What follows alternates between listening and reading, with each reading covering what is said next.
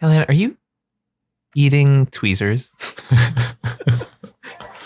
Oh, Ian.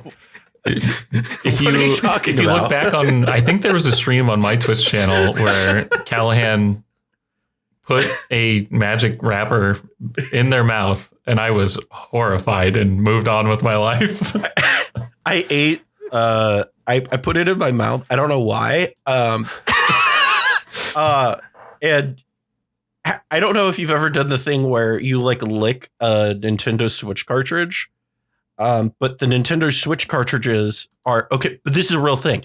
Nintendo Switch cartridges are like coated with this thing that make them taste horrible so that kids don't like eat them. Okay. But it like tasted like that. And because I'm who I am, I have done both these things.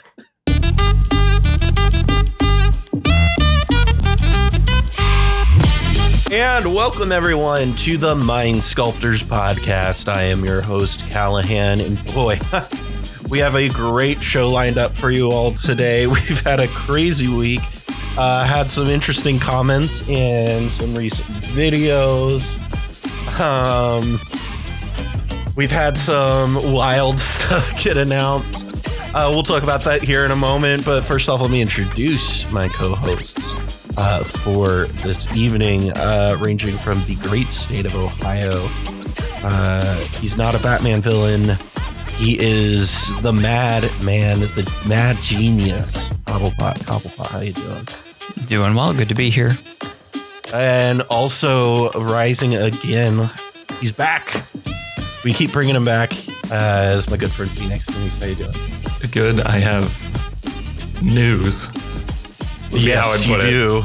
Yes. We can save that until after the introductions, though. No, yeah. And also joining us is Major League Commander champion and good friend of the show, Ian. How's it going? Hello. Happy to be here once again. Yeah. So the most important, the reason you're all gathered here today. The reason we're here today right. is well, before we even say it, we're here to talk about brews, news, and booze, and on with that, just like This is for what it's worth. We've talked about for a long time. We were going to have a whiskey episode. Unfortunately, we're not doing that right now. Instead, we're talking about vodka. And Fenix, you're the one who broke this news to us. Yeah, to put it simply, Arby's announced that they are releasing French fry vodka. It is in crinkle cut and curly Q variations. That's all the information I have. Do with that what you will. So what I'm hearing is we all need to order some and have a special The Mind Sculptors unboxing episode. This is so happening. If somebody Fenix, if you order it, I will come over and we will do a taste test. This might be happening. I will Skype in for that. I'll have fun. Do you suppose that crinkle cut versus curly Q have different taste? Oh, they have to. Flavor profiles? They have to. Or is it just like the shape of the bottle? The audacity to actually sell the same flavor in two different varieties just to really give everyone the bird. Honestly, that sounds like some shit Arby's would do. Like, what was it you said? You went and followed their Twitter page when what was the thing that they said? I'm following Nihilistic Arby's, which is a completely unaffiliated Twitter account that is also extremely affiliated. And their tagline is officially, I have nothing to do with Arby's, period. Unofficially, everything is nothing. Eat Arby's. For those of you who are not getting those R-bucks. Arby's sponsor us, please. Arby's, please. I will shill that chicken sandwich all damn day. I'll get on this podcast and I'll talk about how great the new Arby's chicken sandwich is and how great their prime rib sandwich is, all that stuff. I'll talk about it. I love it. My fiance and I actually do enjoy Arby's quite a bit. The truth. Honestly, with a good Dr. Pepper, so good. So good. So a few weeks ago, we had Ian on the podcast and we did a Brewer's Corner or Brewer's Choice. Excuse me. I keep mixing the two up. Brewer's Choice episode, where we explored Malcolm and Bruce Tarl. And this week, we're returning, and we're going to be doing something a little bit different than we have done in the past with Brewer's Choice. So instead of giving you three, a commander to work with or commander pairing to work with, we gave you Cobblepott is gone. The Arby's overlords have dismissed him for being unenthused. Cobblepott, are you back? Nope, he's not back. Oh. That's okay. Says he's still here. This happened with Morgan a few weeks ago too, so it happens from time to time. But it's okay. I'm gonna keep talking, and we're just gonna keep getting just some prime shit, and some prime rib sandwiches from Arby's. When was the last time you guys ate Arby's? I have never. You've never eaten an Arby's? I don't fucking believe that. Never. You've never had those fried? There may be. I'm remembering there was a road trip with my cousins back when I think I was like 12, and I think we stopped at an Arby's. I don't think I got any. We need to stop this recording right now so I can go get Arby's. So you can go get some fucking Arby's. Their sauces are good. Everything that's like on the menu is like bread and meat. But there's no way to like mess it up. So I'm fine with the classic bread and meat. I think roast beef is like ham, just like a solid C, and like it's not can't excellent in any way. I will actively say that they're like chicken sandwich that they did, because if you're familiar with the chicken sandwich wars, I have to make sure that I say has claimed human lives. If you're familiar, there are two Cobblepotts in chat. I do want to point out. I don't know how the fuck that's happening. But no, like since they had to jump into the chicken sandwich wars, they have their own like but it has bacon on it and Swiss. Okay. And it's do you listen to My Brother, Me? Is that where this is this is from My Brother. Okay. Well, yeah, no, I love this. That's like my favorite podcast. I listen to it all the fucking time. That explains a lot about our mutual sense of humor. Oh my gosh. Callahan, are you eating tweezers? Oh, Ian. If you look back on, I think there was a stream on my Twitch channel where Callahan put a magic wrapper in their mouth, and I was horrified and moved on with my life. I ate. I put it in my mouth. I don't know why. And I don't know if you've ever done the thing where you like lick a Nintendo Switch cartridge. But the Nintendo Switch cartridges are okay. But this is a real thing. Nintendo Switch cartridges are like coated with this thing that make them taste horrible, so that kids don't like eat them. Okay. But it like tasted like that. And because I'm who I am, I have done both these things where I've eaten a magic card wrapper, and I've licked a Nintendo Switch cartridge. Okay. It is. Listen, dude, I have horrific ADHD. So when I was diagnosed with ADHD, the psychiatrist who did my testing said verbatim, "You're the worst I've ever seen at that test." I was like, so did I pass? Was that good or bad? You got the highest score you could possibly fucking imagine. I was in the 99th percentile of people who took the test. And I was just like, so.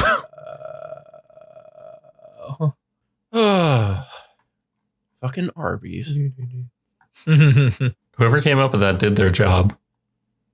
We're like talking about it, right? Like it's. Yeah. Oh, yeah. Like they're succeeding, right? Like I'm going to buy a vodka from Arby's. We'll see how that goes. This like age of marketing where companies are like, it's the Nebraska thing all over again, right? Like we talked about it. Oh yeah, Nebraska. It's not for everyone. But segueing that back to Magic, if this is even making its way to the final, the final. The secret layers are the same kind of concept, right? Like it's the FOMO and like marketing combination. Yeah, but I like getting people to talk about it. I think the Arby's thing is way more like chaotic.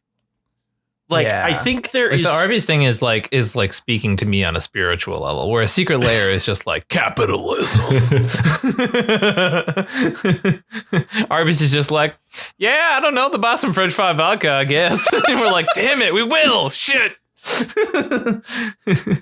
Some dude like ripped a fat joint the night before and was like, I'm a business professional. I have a brilliant idea. Like, fuck, it's so goddamn good. I just love this. Like, I think like Old Spice started the like chaotic advertising trend that a lot of companies have started taking, where it's just like their ads are complete nonsense.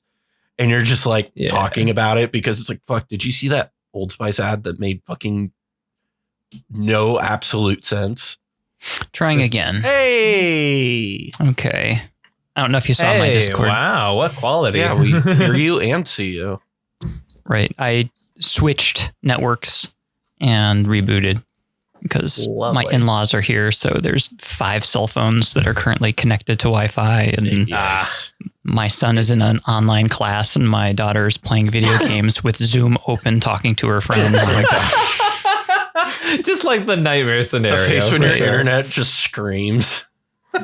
So man. It looks like they were all on the other network. So I switched over to this one and hopefully this should be better. Yeah, seems we could probably start the we're just rolling recording with it, again. No, we're just rolling with it. We were just talking. So as much of that makes it in or it doesn't, that's great.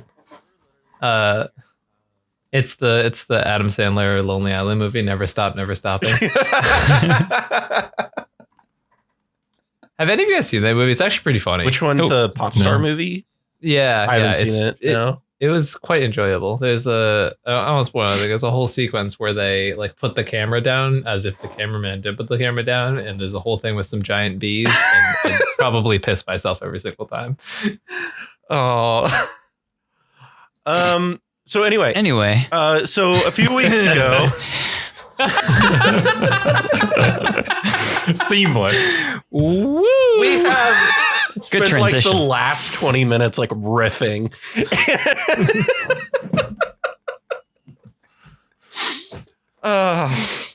You're welcome for the content farm. So I'm gonna try to get it together here. 20 minutes ago, fuck. I'm gonna have to edit this so much. You are. We were doing, so normally we do Brewer's Choice, where everybody is bound by the same commander or commander pair. And you have your choice of where you want to take that commander or commander pair. And we are switching things up this week by not binding people to a specific commander, but instead saying that everybody needs to be running the card Humility and no other restrictions. I tapped out on this one. I tried so hard to brew a deck for this, and I just like creatures. It turns out I like to play them. Same. And so there was like 20 slots in here that I was like, what, am I just going to fill it with good cards? What is this? Like, what do you mean? Like, I don't know. Oh man. So you all did Humility decks, and it's very interesting because when we were looking at the lists that y'all put together, they literally could not be any more dissimilar. The only similarity I think we were capable of finding is they all run Humility and they all run Esper Sentinel. And I believe that is where the similarities end. So there's just a couple of like Enlightened Tutors, Swords to Plowshares, those kind of things, but that's it. Turns out, honestly, mad respect for everyone playing Swords. Thank you. Like, I got that stuff. Hashtag play Swords Plowshares. Actually, honestly, hashtag play Path to Exile, but who plays basics, right? Porque no los dos. Ian's just like sitting here like chomping down on a fucking chicken's finger while we're talking, which is like my favorite part about this whole thing. Is that curly or crinkle cut? No, you missed this conversation, Cobble. You missed this conversation. So for the folks at home, because I seamlessly edited this all together, Cobblepott had some connection issues, and he was gone. But you missed the part where we were talking about the fact that Ian's never had Arby's before. Yeah. Good for you. I told him he should go to eat it because they're crispy chicken sandwiches. You aren't missing out on much, honestly. I'm going to talk about this crispy right now. Says it all. Cobble's face says enough. The most solemn handshake. This is my favorite podcast we've done ever. Ever. It's gone horribly so far for 20 minutes, and it's my favorite podcast we've ever done. So let's get into the show. So we're talking about humility, and so let's take a look at the high level game plan here. So we've got 3 decks. First, we've got Cobble's deck, which is Thrasios Timna list. I love the name on this list. It is what I'm probably going to name this episode. It's called 4-Color Trainwreck, and we'll take a look at that here in a minute. But it's a Thrasios Timna humility deck. Also, Ian's list was Akiri Line Slinger in Tevashsat Doom of Fools. And finally, Fenix's list. Oh, excuse me. That list's name was called Humble Beginnings. And Fenix's list is Kestia the Cultivator. And you worked on this with Charles. And you two had boring names called Brewer's Corner, Humility. That was me. Kestia. Great name. It must be an inside joke. I was going to workshop it. Cobble's decks have like the absolute like meme names between Magda last week and like Trainwreck this week. You can tell me I did a stupid amount of improv comedy, so mine's just like a bad pun. And it's just like, this is Kestia. Then mine was named like Just Guy Stoneblade. yeah, exactly. Oh yeah, I've been told when I tell stories, it's this happened. That's the story. Here are the facts. Here's what happened. So let's take a look at Humble Beginnings here. So we're looking at a Mardu humility deck, but what is this? What is the real game plan here going? Because when I look at this list, it doesn't really. It looks a lot like Mad Farm. Yeah, so the idea was when I came up with the list, I was like, all right, what do you want to do with humility, right? You want to break parity on humility, right? Because playing a humility deck seems pretty loose if you can't break parity on it. So I wanted to take advantage the best possible. So there's a couple things I wanted to do, which is one, play a commander that breaks parity on it, right? So Tevashsat was immediately the thing that comes to mind. Ishai Tevesh has been kind of the de facto one so far. So one, I wanted to like step away from that, but two, I wanted to pivot away from that in a way that made sense. So to me, what I would rather do is find a strategy that also does not get stopped by humility. And to me, that's the Turbo Nas strategy, right? Like right now, the fast aggressive decks like Turbo Ad Nauseam, they're the ones playing board wipes, right? They're the ones wiping the board against the stacks decks. They're the ones trying to clear away all the permanent based, stacks basically, or, interaction pieces or value engines and stuff like that. So that's, and I found that like, they're the decks that want to play things like Dress Down. They're the decks that want to play things like Toxic Deluge and Dam and stuff like that. So to me, it made sense to like just play into that strategy. You don't really lose a ton of like necessary creatures. You lose Timna in the command zone, but Tevashsat kind of makes up for that. Right. The fact that humility actually just buffs Tevesh's makes him 1/1s. It's kind of funny. And Tevesh is also a sacrifice outlet for Arena Rector which is pretty cool to just have that in the command zone at all times. So, moral of the story is breaking parity on humility seems pretty fun. Yeah. Did you mean Academy Rector? I probably did. Okay. It's because he's been hanging around with me so much that whenever I talk about you say them both interchangeably. I do, because I'm just like, well, you got a Arena Rector, and Arena Rector gets this, and then that gets a regular Academy Rector, and blah, blah, blah, blah. And so, that's my fault. Let's look at this train wreck, Cobble. What's going on over here? It looks like a lot of 4-color stuff that is a little like it doesn't look too dissimilar from, I think people who are fans of the show, listen to the podcast a lot, might be familiar. We've talked about the man decks of ore. And this looks like it has a few similarities with some of those old He-Man variants, which was the humility mid-range ad nos variants. So tell us what's going on with this train wreck. Sure. This is, I would say, very, very loosely dotted line connected to those old He-Man lists, mainly in the fact that it's 4-color and it's sans red.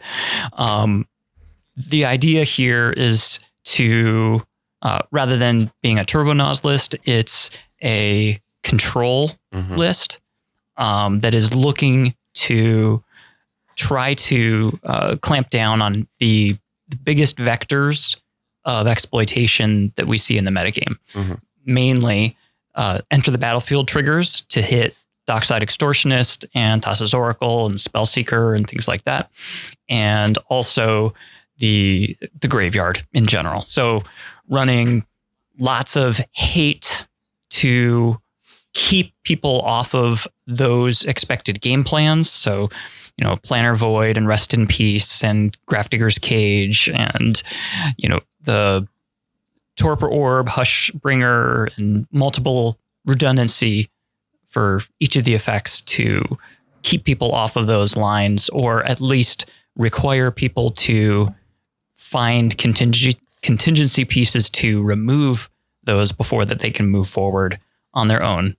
And there's plenty of other stuff going on here. There's actually a proliferate sub-theme that's going on, and there's also an As Foretold sub-theme that's going on, and we can get into that in a little bit. Yeah, I was like, this is secretly a Restore Balance deck, and I love it. Looking over at the Brewer's Corner Humility Kestia list. Jeremy, what's going on with this list? I know you and Charles, Mono White Guy, worked on this list together. Yeah. I mean, we could just say the name right now and it's Judge. It's just Judge Call immediately. Literally, for context, I asked 3 rulings in the pre-show, even about this deck, and I was the one who helped make it. So for those who don't know exactly how humility works, I don't know if we wanted to do a rules thing about it at some point in this episode. I don't think have actually read the card, which is probably important. Okay, at some point. So we can do that before mine, because mine does interact with layers. So if you are not familiar with the card Humility, this might give some context to what we've been talking about for the last few minutes. It's a 4 mana white enchantment that says all creatures lose all abilities and have base power and toughness 1/1. So it is every judge's nightmare. It's not quite as bad as Oko, but it's up there. So with that being said, and of course, Oko's in your fun fact for those of you who are at home. Speaking of which, I don't know if it works the same way with Humility, but I do know that it works this way with Oko. If you +1 Oko on Magus of the Moon, all lands are still, or all non-basic lands are still mountains. Yeah. That I went to a conference, and one of our sessions, we devoted an entire hour session to that interaction alone. Yeah. So, and for context, I did consider playing Opalescence in this deck, which is just basically Judge Nightmare the deck. Yes. Nobody likes Escape, don't worry. So, anyway, we're looking at Brewer's Corner Kestia, or Humility Kestia. So, explain to us what this is doing. Also, for some people who might not be familiar with Kestia, what is Kestia? What's this deck? Yeah. Right? So basically, the concept is you take what is kind of established with Sithis and Jam Blue into it, just taking the best enchantment creatures and using enchantments to break value on the Humility, because enchantments are not creatures. And then Kestia, let me read the card out correctly, just so I don't misread anything. It's from the, what was the... Commander with 2018. Yeah, and it's from the Estrid deck. Yeah, so Kestia is 1 and a Bant for a 4/4 legendary enchantment creature, and it has whenever an enchanted creature or an enchantment creature you control attacks, draw a card. And the relevant line of text for this deck is that it has Bestow for 3 colorless and then a Bant, and enchanted creature gets +4/+4. And so because of the way that Humility works with losing abilities and setting the power and toughness to 1, if you bestow Kestia on a creature after the Humility has been on the board, the creature will get the Kestia draw text and it will get the +4/+4. It works the same way with equipment in auras. Yeah. Since it is an aura, it is a timing thing. It's whichever one comes first. In this case, Kestia timestamps. Right. In this case as well, if Kestia was on something, it would still have the +4/+4 because of the way that setting works for layers. And we don't need to get too much into the rules of how it works, but basically Kestia works through Humility when you're bestowing it, or slightly works through Humility if you're bestowing it. Right. So that is basically the concept of the deck, and that was where all of the enchantment value creatures came in, and it was just playing the best enchantment creatures I could. And that's where Sithis came in. It's funny that I was looking at mono white Nahiri for a similar reason. It was because the way you could like stack it would be like you play your like cores from Nahiri. Obviously it's Planeswalker, wouldn't get affected. And then like all the equipment really didn't care about Humility happening. Right. So that's pretty cool. I was actually surprised. I tried that same thing, and living weapon creatures are actually really good because they come in as, instead of 0/0s, they come in as 1/1s. 1/1s, yeah. And so it's basically the way that living weapon works normally, but just buffed. They're actually buffed by Humility. I just want you all to know, as somebody who's been doing stuff with Arden, now I'm looking back at this and I'm like, oh, hello. What? I've missed an opportunity. So anyway, let's take a look at some of the win cons. Humble Beginnings, of course, being an Adnaz deck. We were doing some stuff here with Adnaz, but you're actually running Aetherflux Reservoir and Sickening Dreams as win cons? Yeah. Old school. Obviously, yeah. Sickening Dreams, I'm not a fan of, but we kind of needed a backup win condition, is the idea with that one. Like, I don't love having to play it. Does it really hurt the card quality of the deck so much? No, because like, as I said, I had like 85 cards in the deck and I was like, wow, can I just jam this full of whatever interaction Mardu can have? And I did. And Sickening Dreams was like, fine, we'll put it in there. But Aetherflux Reservoir is the main win condition. I have been saying for 3-4 months now, maybe longer, that if you are playing an Adnaz deck that is not playing blue and black, i.e. Thassa's Oracle and Underworld Breach with Brain Freeze, you should just be playing Aetherflux Reservoir. And I don't think that's that hot of a take, especially if your commander isn't an infinite mana outlet. It's just because the fact that Aetherflux Reservoir is just actually pretty clean when you're like, think about how many spells you have to cast post ad nauseum when you're just like doing manual storm stuff. It's the Joyra thing, right? You just start storming off. You just, and yeah, with things like Bergie in the deck and obviously Underworld Breach. Hey, Underworld Breach can still be played like fair, quote, and still like get you a ridiculous amount of spells and just win you the game that way.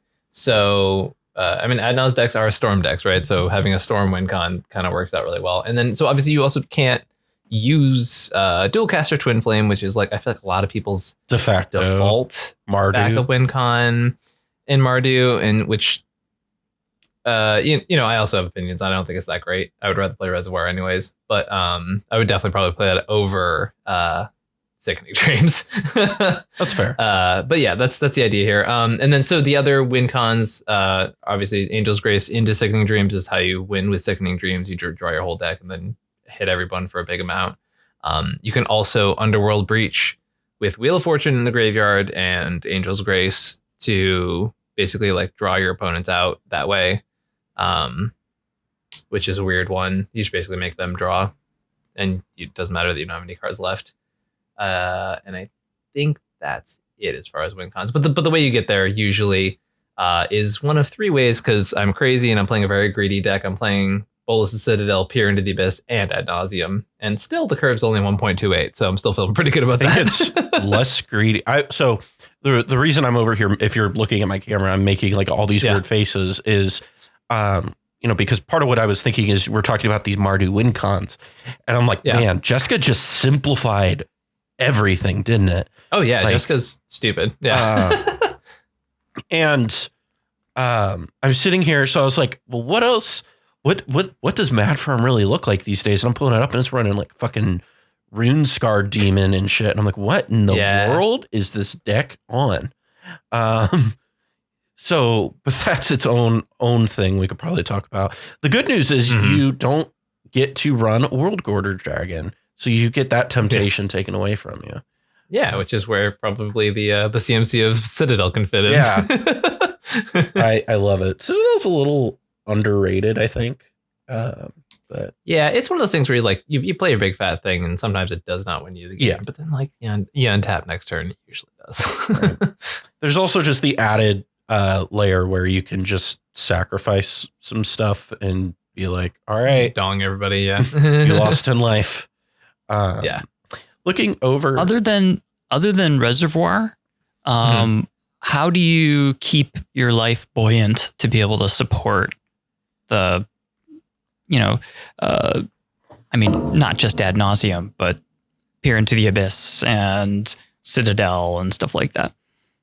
So I think, the idea is one that like you have humility out in your slow games, right? And that is going to keep your life total hopefully less pressure due to the fact that Tevesh really takes over the board in that state. Oh, nobody plays Najeela.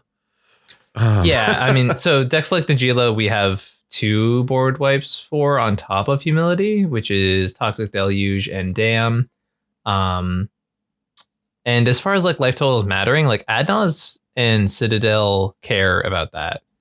But Peer into the Abyss, you can be at 2 and you'll be fine, right? And on top of that, we are playing Angel's Grace for that very reason, because you don't need life gain necessarily. It's the Angel's Grace is kind of there to be like, I'm at 3, but you know what? I'm still going to win the game with this Adnaz. Cool. Yeah. I was going to say, just as a mention for all of these decks, you would be very surprised how fast you die to a table full of 1/1s when all of them are hitting you. Yeah. I believe we have on our gameplay physical manifestation of that, where Fenix was playing Tevesh Ashai, a very early version of that list, and he turboed out humility and then just got punched in the face. Yep. Looking over at the train wreck, what are we doing as far as win cons over here in Thrasios, Timna? You've got your we're not doing any Thassa's Oracle shenanigans, none of that here. What are we doing over here? Right.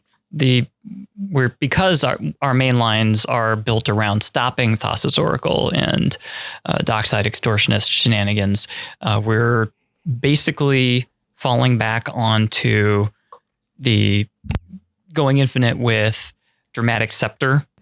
And if we don't have humility down, then Dramatic Scepter just lets us draw our deck with Thrasios.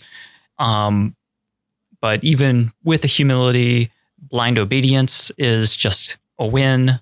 We can also do Heliod and Walking Ballista, which will, I believe, not work through humility. That is correct. But it, if we can have a way to remove our humility, then we can just win straight that way. We have a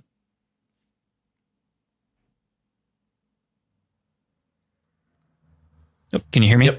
Yep. Okay. There's a proliferate sub theme here.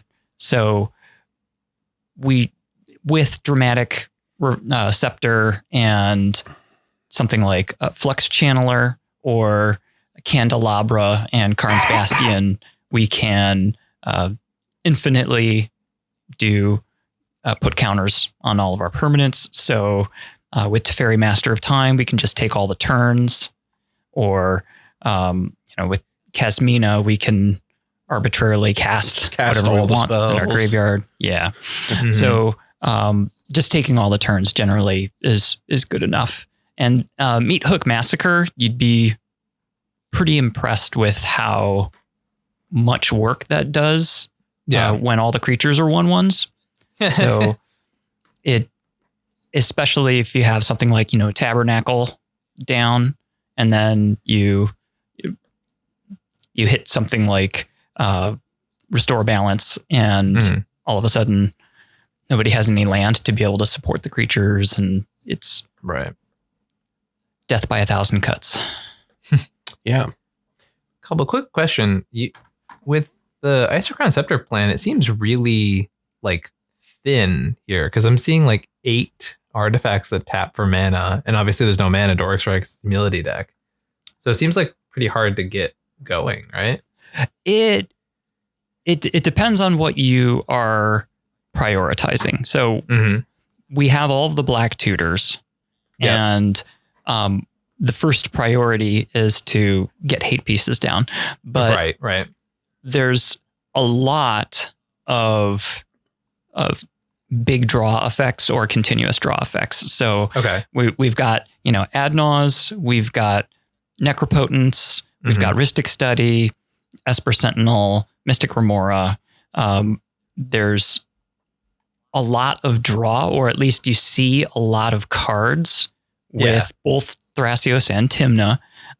Before, in the early game, the expectation is that you use Thrasios and Tymna as value pieces to keep your hand full and keep seeing cards so that you can get hate into play and also be able to hold up mana to be able to interact with other opponents. Also, Teferi and Ashayak and, Kasmina are useful in allowing you to see additional cards as well. I think the interesting thing that, as I look at it, is usually part of what I see as the benefit of Thrasios Tymna decks is using your creatures. Well, really any Tymna deck is using your creatures as card advantage outlets. And I feel what are your thoughts, Cobble, on how that losing that piece? Because you do get to use Tymna and Thrasios, but when Tymna and Thrasios are shining the brightest, right, is when you're swinging not just Tymna, you're also swinging, the other incidental creatures that you just play through playing Thrasios and Tymna, right? How do you feel? How big is that loss to the overall game plan? I would say it's a balance that you're trying to achieve. Thrasios, if you've got Serra Sanctum in play, it's not the same thing as Gaia's Cradle, but it's not too far off from that. So that allows you to create a continuous draw with Thrasios, especially when you've got Candelabra. And with Tymna, really, if you're just drawing one card per turn, because generally, especially if there's stacks heavy stuff that's going on, your chances of getting through, to get three hits per combat cycle, it's pretty unlikely. So really, you're just looking to generate one card per turn, and that's fine. Yeah, fair enough. So far that I've seen. One of the nice interactions that I really like with this deck is the ability that Urza Saga can just go tutor up Candelabra, and that just feels Ooh, that's a sexy interaction. Chef's kiss all the way around. A lot of times I try to get Sensei's Divining Top first, just because of its interaction with Counterbalance. Right. Because it allows you to be much more mana efficient with your control. So instead of needing to have the mana and the cards to be able to counter everybody's things, you just take a look at what the top 3 is that you have. Yeah. Reset it a little bit. Yep. So that goes a long way. Right. Yeah, right. For sure. Looking over at Kestia, what is it that we're doing in Kestia to win the game here, Fenix? Yeah, so Kestia, like I said earlier, lets you give +4/+4. So it becomes, so whatever creature you enchanted becomes a 5/5 and is bigger than pretty much anything your opponents are going to be able to do with creatures. So that is the main game plan, is swinging with Kestia, and creatures do retain enchantment super type when they are under humility. So Kestia does still draw off of all the enchantment creatures. And then additionally, converting that draw and all the enchantment tutors into something like Earthcraft plus Squirrel Nest that lets you get infinite creatures even underneath a humility, and then swing out at the table from there. Otherwise, the backup plans are something along the lines of there is a Dovescape and there is Enchanted Evening and a couple of combos with those that are turning it one-sided. Very cool. I love so much of this list. It's just Bant enchantments, and I think it looks so much fun. I will honestly say really interesting. Oh, sorry. Go ahead. I was just going to say, seeing a humility list that runs 18 creatures is that warms my cockles. We'll get there. Don't worry. I'm sure you and Charles had some conversations about it, but looking over to some key cards, looking at like the Humble Beginnings, we're looking at this Mardu humility list. And what would you say identify as like the main key cards in this list there, Ian? Yeah, so obviously Ad Nauseam, technically not like a win con, but the assembler of the win con. So, Bolas Citadel, Ad Nauseam, kind of duh. Very easy to see how those cards are important. Looking at like important other pieces, a lot of them just kind of go into like, what is the win condition package here? A lot of the early game is based off of having out Tevesh as early as possible. So it's going to sound kind of silly, but like the important cards in the deck are Jeweled like Lotus, Mana Vault, and Jeweled Lotus, and stupid stuff like that, right? So because Tevesh is just such a value piece, and because it's only a single colored pip, it is so easy to get out early in the game. And the idea that you can be like turn 1 Mana Vault, turn 2 Tevesh, right? Done.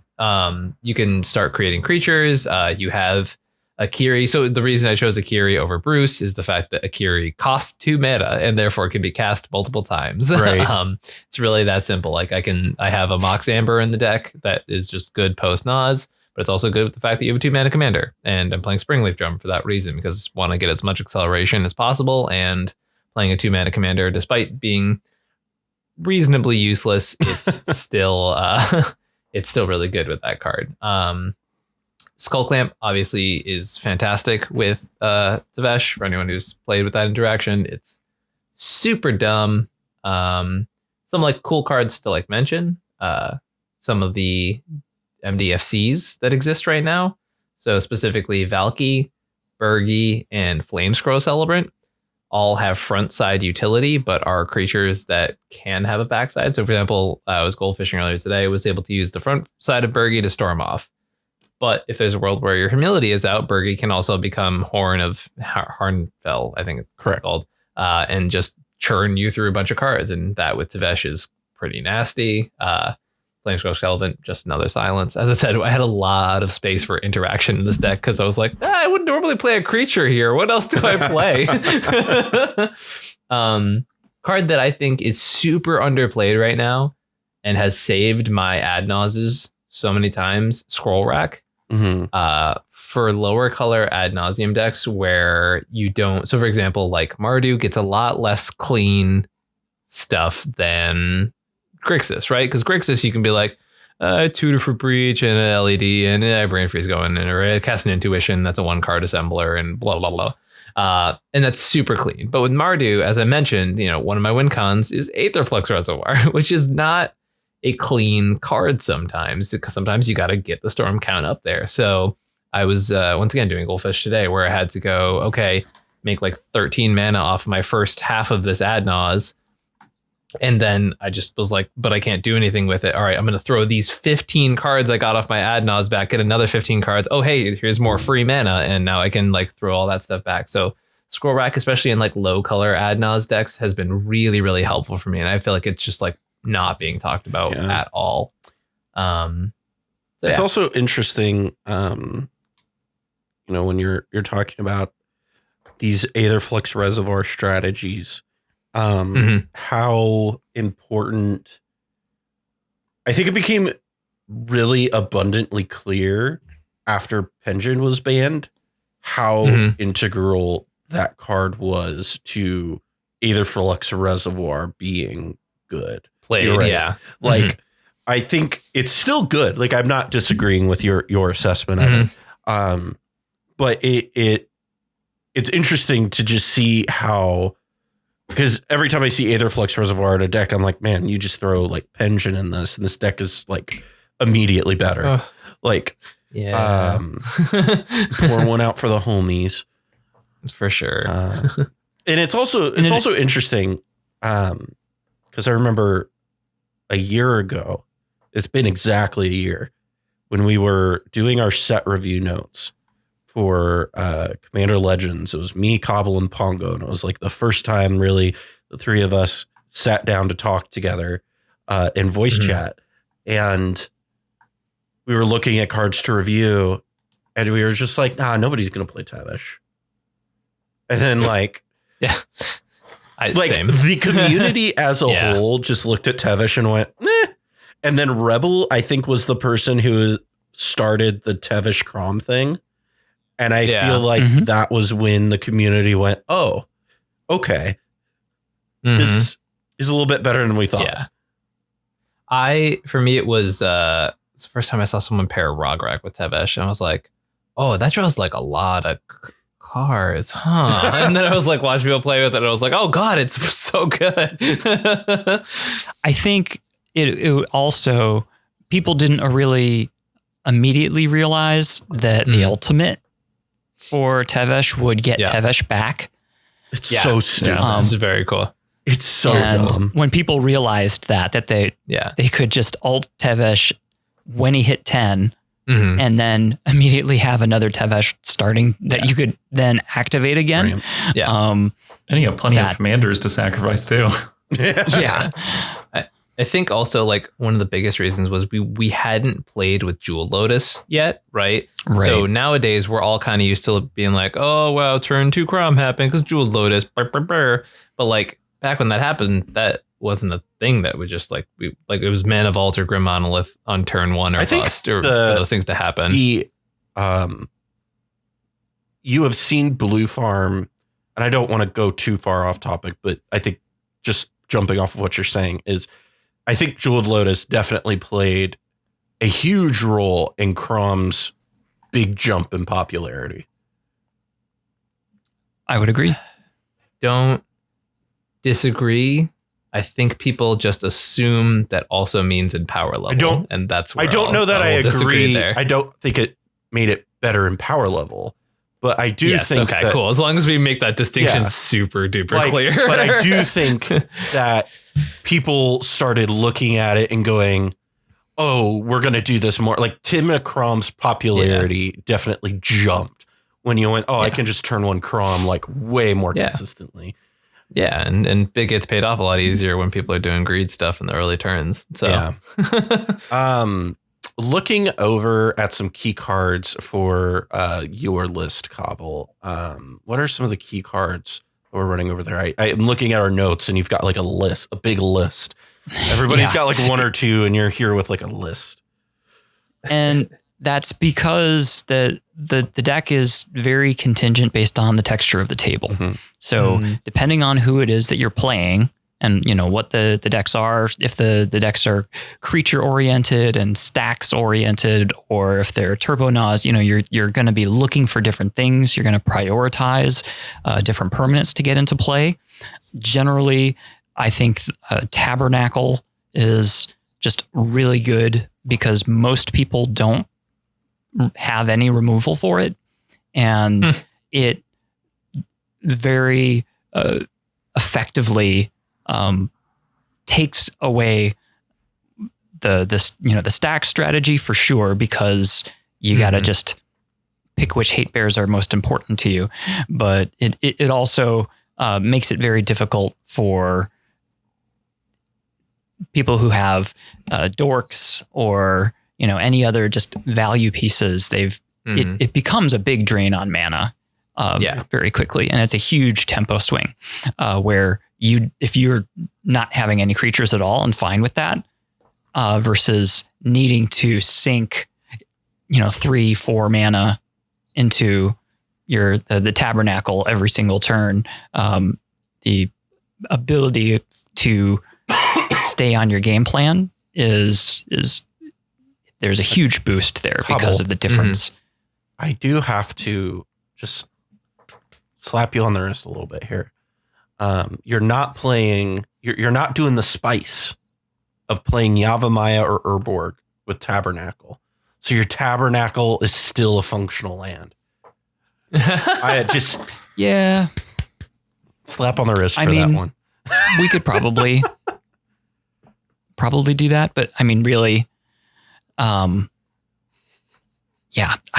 don't need a lot of black mana. The mana we use most is blue because we're doing. I'm saying it like a lot of interaction, almost semi-ironically for what it's worth. Yeah, because that was like one of my favorite interactions to do in Golo stacks.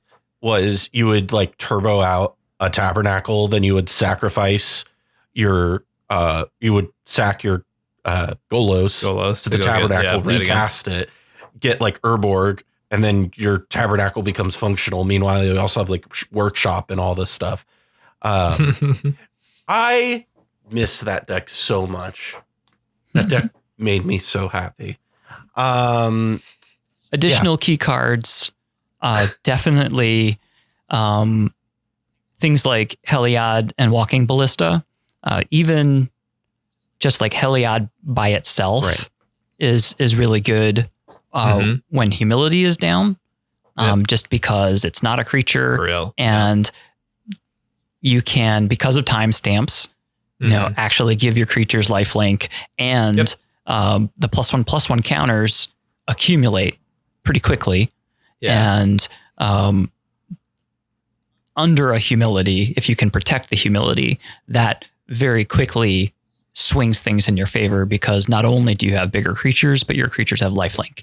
So I do find it kind of funny that the humility counts for 2 of the devotion already for Heliod. So it's like just at the point where it might get a little scary at some point.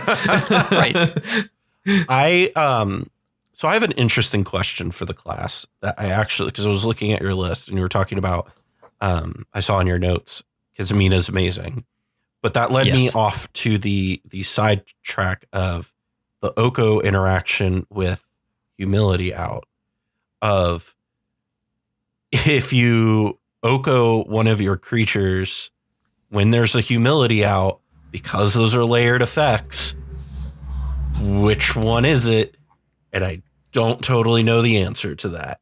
Whichever one happens most recently. Is it the most recent one? Yep. I don't think that's the case for setting power and toughness. There's a layer for setting power and toughness, and there's a layer for modifying power and toughness. As a judge, I hate layers. I believe they're both setting. And so they're in the same layer, so they would be timestamps. Oko makes it a 3-3 and humility makes it a 1-1.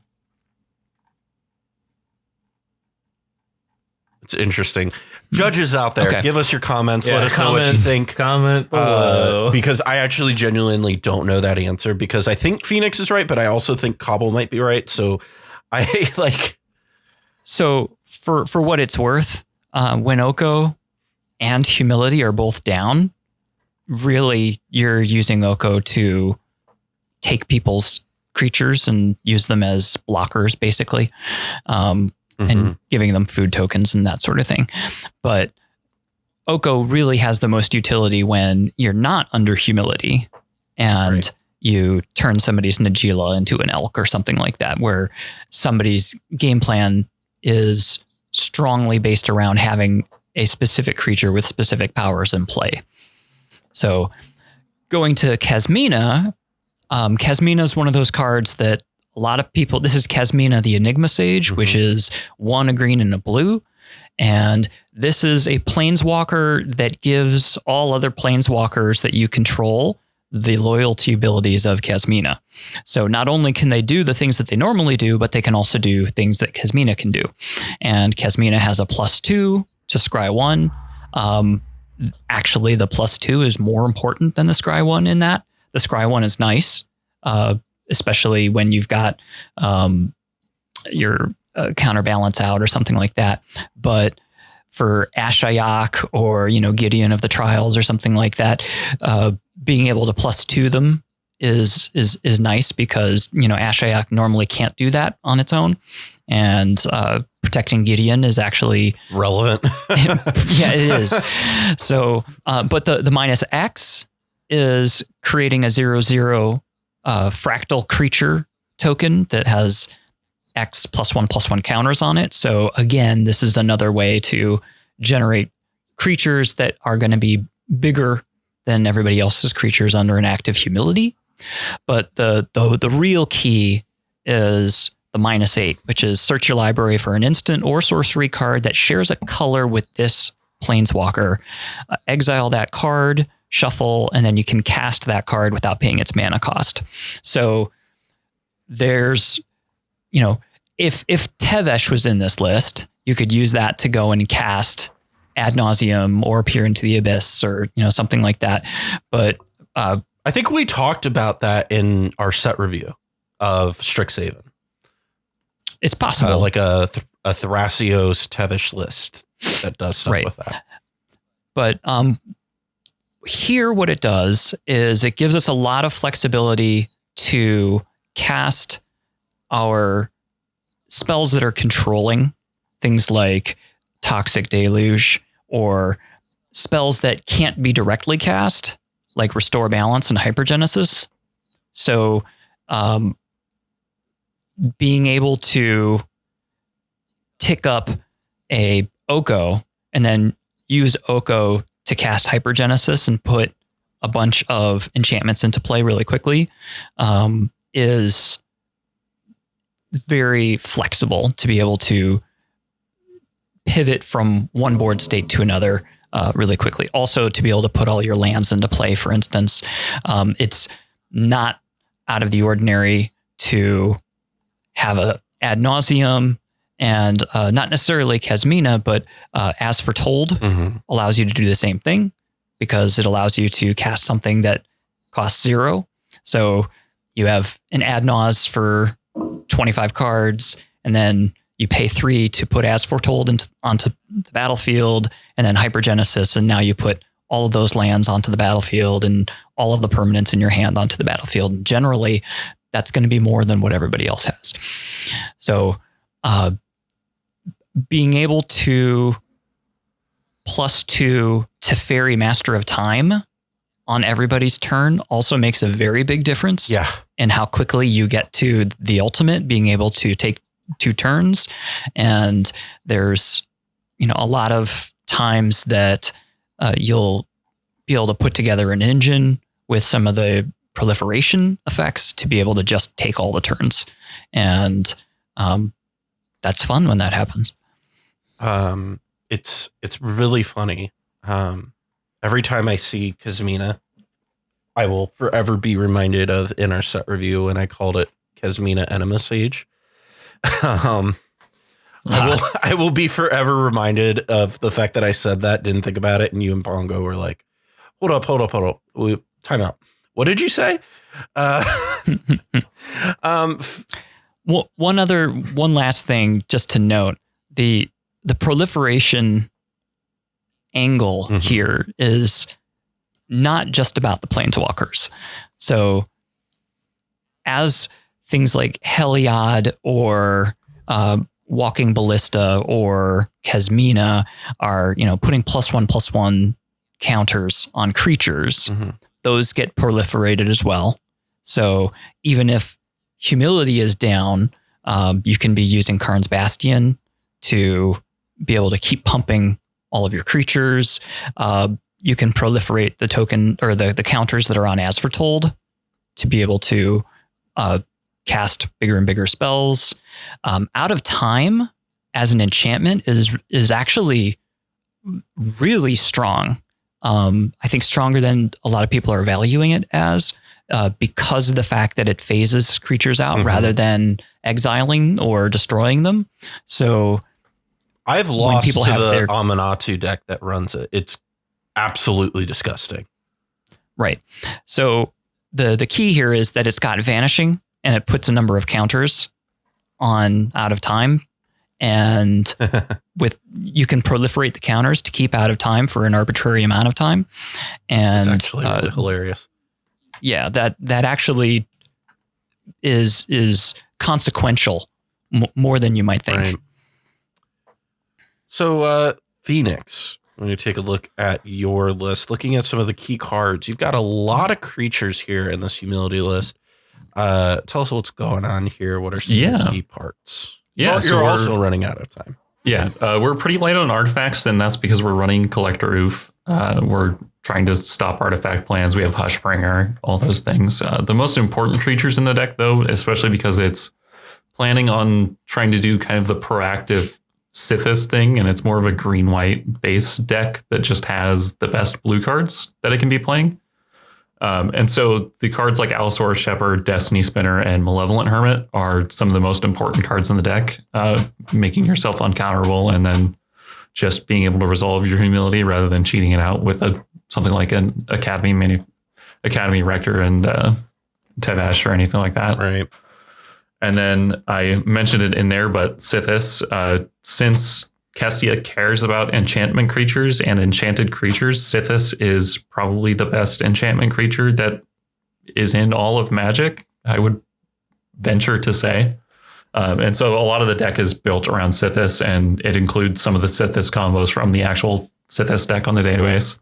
And so a lot of the ideas from there. Additionally, like I mentioned on those uncounterable cards, the Dovescape plan is actually one of the main ways that this deck tries to close out the game. If you can get a Dovescape block or something along those lines, you can pretty easily just close out the game, especially since you're drawing cards with enchanted creatures and enchantment creatures. And then that makes the uncounterable spells even more important for the deck. Yeah. Do you ever find yourself in a situation where you have Humility and Dovescape? Yes. I've also found myself in this situation where I have Abundance and Dovescape, and let me tell you, that does not feel fair. Not ever running out of gas while your opponents can't cast spells ends the game very quickly. I want to ask the question, in general, because Abundance is a card that I think is better than we really give it credit. In general, what are your opinions of Abundance? I'm not very high on Abundance overall, but I think that there are a lot of low color decks that could really abuse it. Being able to control your draws is really powerful. And then, like we saw with the new creature that has a repeat effect, you can run out of a card type in the deck, and then after Abundance resolves with that card type for the last time, you can stack your deck. And so there are some combos that are interesting there, but I don't think that the card is something that goes in every deck. It needs to have repeated card draw triggers to convert into something useful. Right. There's a sorcery that costs 1 that came out in Modern Horizons 2 that has Abundant Harvest. Abundant Harvest, right? Yep. I'm actually playing with that in Teamer Krark. And yes, it should be. Yeah, that's really good. I have been playing it in almost every green deck. Yeah, it winds up, when you need to find a land or when you need to find non-lands so you can continue chaining, it's very, very nice, especially under Krark, just because you can keep bringing it back to your hand. The big thing that I insert SpongeBob caps being, but cantrips are bad. I mean, and that's one of the things. Like Abundant Harvest, I think is like it's about on par with Preordain. Obviously not as good as Ponder, but I think it's about on par with Preordain, and I feel like it's a card that pretty sure. I think a lot of green decks should be considering if you're not running it. But that's a discussion for a different time. But. Yeah. So back to the abundance conversation. Ironically, I was going to compare it to another card and then realize you're not on that other card, which makes this conversation even better. I just don't know. Like, abundance is twice the mana cost of Sylvan Library. And Sylvan Library, despite anything else you're doing in the game, is paying you off, right? That is, I mean, it's obviously contingent on the circumstances where you get beat to hell. But the idea in this deck is that you are the one beating to hell, right? So how did, I mean, it may be like an oversight thing or maybe a purposeful non-inclusion, but like what was the idea of like putting something in like abundance? I'm willing to bet, I want to jump in before Fenix goes. I'm willing to bet that because Charles was involved in the making of this deck, that this was intentional. I don't remember for sure, actually. I think it was. I think we talked about it at one point, and then it was an oversight. It was a multi-day deck building operation. This is the second one. Gotcha. I have another one that's interesting as well. But I think it was just an oversight on this one. Gotcha. I think. All right, cool. Do you find yourself having trouble maintaining your life total? With humility, yes. The instant that you play humility, your life total is under threat and everyone wants to remove it. A lot of almost every CDH deck, other than maybe stuff very specifically playing some breach combos, can't win through humility without removing it. Yeah. Right. And no one wants to be the one to remove the humility before the next person's turn and then they cast a dark side, for example. Right. So I wonder if there's some intentionality around staying away from library just because of the huge drain on your life that it can be, especially when you're using it very greedily, without having a way to offset that life loss when you become a target. Yeah, definitely a valid point. Blind Obedience in this deck feels like it probably puts in a lot of work. Yes, and then a card that is very, very sneaky good is Dictate of Heliod. If you resolve a Dictate of Heliod and have a Dovescape or a Humility, it's going to be real hard to stop you from winning that game. That's how the kids call it, GG's. What about the free version of it that came out in Modern Horizons 1? Force of Virtue? Force of Virtue, I think. Yeah. Right? Force of something, right? I think it's Force of Virtue. It was on the chopping block as one of the worst enchantments. Okay. Because it also has Flash and an Anthem effect.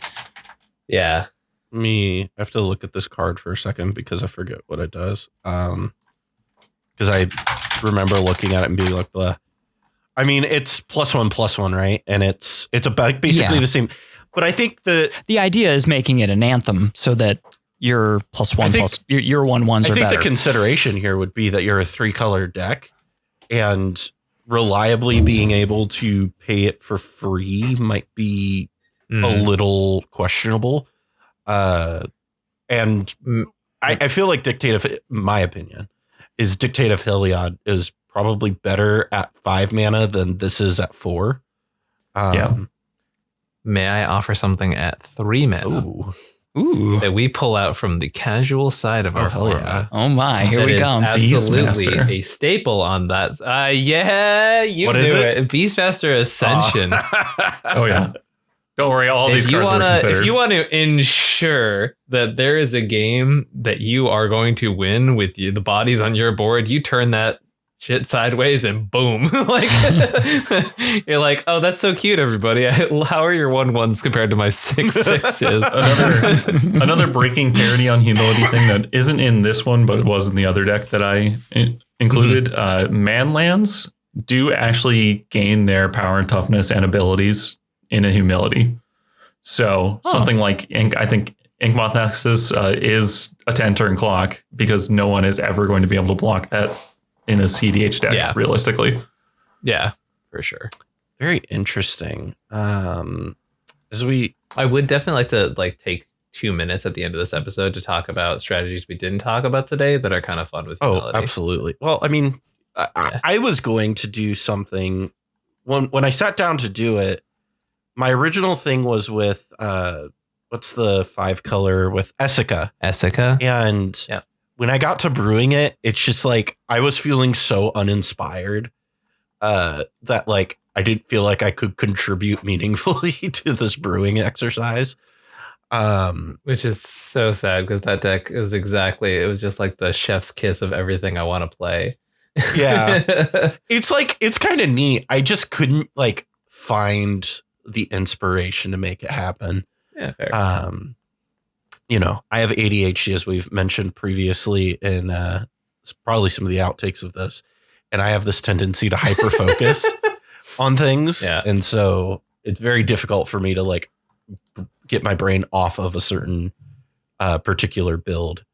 Looking at some of as we kind of shift over into the comparisons here, looking at artifacts.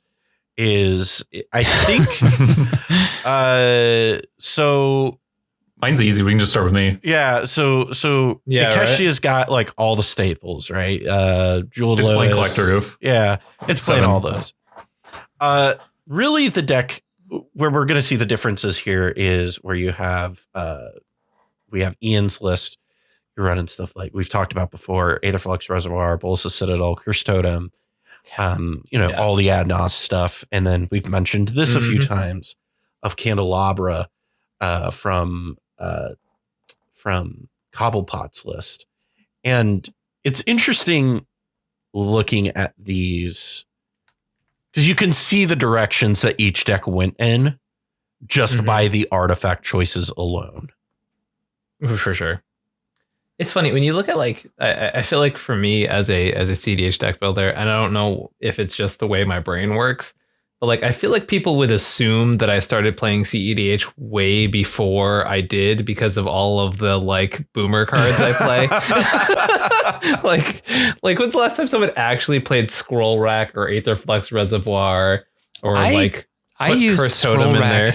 I use Scroll Rack extensively in a lot of the Shadow Bag lists. Listen, I think every single one of them. I'm not saying that you belong to a certain generation of CEDH. You calling me a graybeard? One card I was actually surprised to not see in either one of your lists was Conqueror's Flail. I considered it in the mono white version that I was building, just because that was an equipment centric deck. Right. But for context to those at home, Conqueror's Flail, nothing of Conqueror's Flail gets turned off by humility, even if it's out before. So, right. I almost put actual Grand Abolisher in mine just because of the times that humility wasn't out, and then I was just like, nah, whatever. Honestly, that's kind of why I was playing like Reverent Silence on the back of Planespeaker and Orm's Chant. It's just I was like, I can find it other places. Honestly, a card that would probably fit well into all of these is Umezawa's Jitte. Just because of the fact that Jitte's ability stays on the card or on the Jitte. And so it allows you to get some like board control where you can just like pick off everybody's creatures. Like, sorry, Phoenix has been shaking his head this whole time. I'm playing collector. There's no way. Yeah, well, in Phoenix's list, sure, but I think in Ian and in Cobble's list, like when you're getting into like the grindy sort of the portions of it, like a Jitte puts in work, man. My deck hopes to never be at that point. That's fair. But if it does get to that point, yes, Jitte would be good. I think grindy decks in general should be playing Jitte. I actually think I'm playing Citadel Pier and Adnos. It is just like, even if your main game plan isn't like equipment, I think grindy decks should probably consider playing Jitte. It is extraordinarily good board control. Yes. It's not your hottest. Looking down here at the creatures, you would expect this to be a very short list, but here we are. Phoenix. The only card that everybody all had in common was Esper Sentinel, and I feel like that's pretty self-explanatory. But looks like Phoenix and Cobble both had Hushbringer, and that's the extent of the similarities. Ian, I'm so surprised I'm the only one on Academy. I was Rector. also surprised. That one very much surprised me, especially given how many insane enchantments Phoenix is playing. I mean, what's your I don't have any way to sacrifice it. Yeah, it's super valid. I'm just like, it's so good in these decks. It's so good with Tavesh. Like that, I just can't underestimate. Like a bunch of the test hands that I've played with this list, I was like, oh, like none of my turbo stuff is working. And I was like, oh, but I can turn out like a turn 2 Academy Rector into a turn 3 Tavesh. And then I can just control the board forever. And also this interaction draws me 2 cards.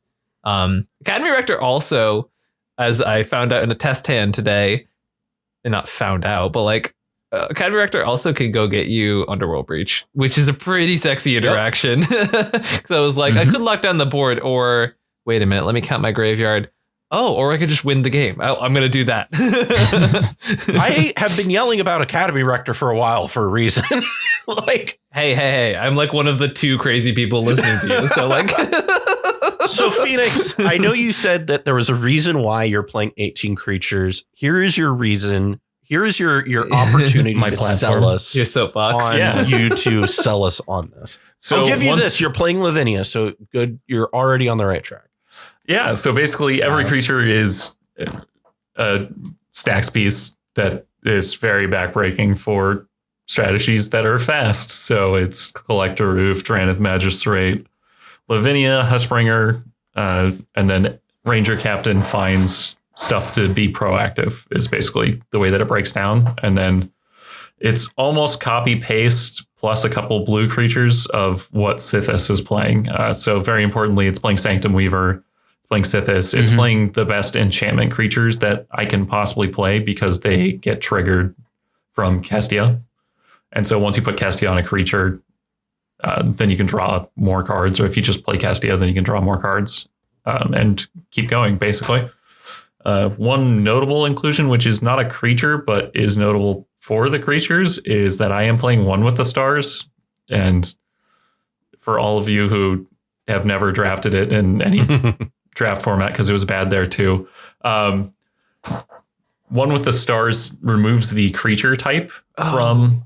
Is this the removal spell? Yes, it's a blue removal spell. Okay. Yeah, so it's a 4-mana enchantment that you can enchant a creature and it removes the creature type from the creature. So in this case, I'm playing a pile of stacks creatures, and if I needed to turn any of them back on, I can, especially with my density of enchantment tutors. It's actually really sick with humility. So it basically, or if I wanted to attempt to win, I could turn a Sithis back on and do Sithis combos while Sithis is under humility, stuff like that. Or I can turn on my own Allosaur Shepherd, or I can turn on my own Destiny Spinner. I was like, I saw One with the Stars and I was like, I don't want to look it up. What is this card? What is this card? So glad we talked about it. Yeah. So basically it's a tech piece for specifically when humility is out, you can turn a creature into a not creature and then it works again under humility. It's really neat. Looking at the enchantment suite, I even dare to say that Ian even has one. You're running 3 cards. You have Humility, Necropotence, and Underworld Breach. Cobbles, yours has some really neat stuff in it, but one of the cards I really want to talk about is Planar Void. Planar Void is interesting because it creates a trigger. Is that correct? Yes, it does. So it's similar to Necropotence in that way, where the exile clause is a trigger, and in this list we're not really doing anything to exploit that. We're not holding priority and pulling things out of the yard. I mean, we could, but that's really not what this list is wanting to do. This is basically just a pseudo rest in peace that only costs 1 black. So again, the amount of lists that lean heavily onto breach strategies or similar strategies like Reanimator or whatever, they just can't do anything through Planar Void or through Rest in Peace until they remove that. And it makes a huge difference in the tempo of the game. Yeah, absolutely. I also see you talked about it a little bit earlier, but you and Fenix have both been very high on Meat Hook Massacre. I mean, what is kind of the thought process? I mean, I feel like I could probably explain a lot of this, but what's kind of your take on Meat Hook Massacre? Well, it's a reasonable removal, wipe spell, particularly when Humility is down, because it's only 3 mana, and no life loss. It actually winds up the opposite. Yeah, right. It actually gains you quite a bit of life depending on the texture of the table. But the fact is that even after it, like, imagine if you did a Toxic Deluge and then it just stayed on the table and gained you life and pinged your opponents as creatures died. I mean, that would be better than the regular Toxic Deluge. Yeah, it would. Because so it's not a destroy the way that Damn is. So it even, enchantment creatures that are indestructible or whatever, you can be sure that you're going to kill the creatures. And the fact that it stays around and continues to generate value, especially when you become a target under Humility, is very, very useful because it allows you to keep your life total buoyant. It's also, Ian, something you should probably consider for your humble beginnings, because it feels like a 2 mana board wipe, 2 CMC board wipe is real good under an Oz. Yeah. It's it's basically what Damn is for in my list, right? It's the same thing. Damn. Yeah. Now, something that I overlooked that should be in the list but isn't is Cloudstone Curio. And that actually served a couple of purposes. One being to be able to bounce Meat Hook Massacre, or to bounce Humility. That's hilarious. Or Planeswalkers as well. Right. Yeah. But that is another angle that you can use with Meat Hook Massacre, where my list is really intent on keeping the graveyards completely exiled. So as soon as you cast a spell, generally that spell's gone and you're not going to be able to use it again. Whereas Meat Hook Massacre, if you've got means of returning it to your hand, and I think Cloudstone Curio is better than, self-bounce spells just because you can repeatedly do it and it doesn't cost mana. Being able to reset Meat Hook Massacre, kill all your opponents, and just leave, or kill all the creatures, some more life, drain them some more, leave it in play. Exactly. Yeah. Okay, so Fenix, we've got 25 enchantments. I don't know what half of them do. So take me through this. A lot of the enchantments are stolen from Sithis. They're enchant creatures that give them the ability to untap or tap for mana or so whatever. Do you also owe read like an authorship credit on this? Probably, deck? yeah. I stole all of his ideas. That's how I build most decks, to be honest. But yeah, so I took a lot of the enchantments into this, and then I trimmed a couple of them, and then added in some of the blue high impact, high stacks enchantments. So Dress Down, Dovescape.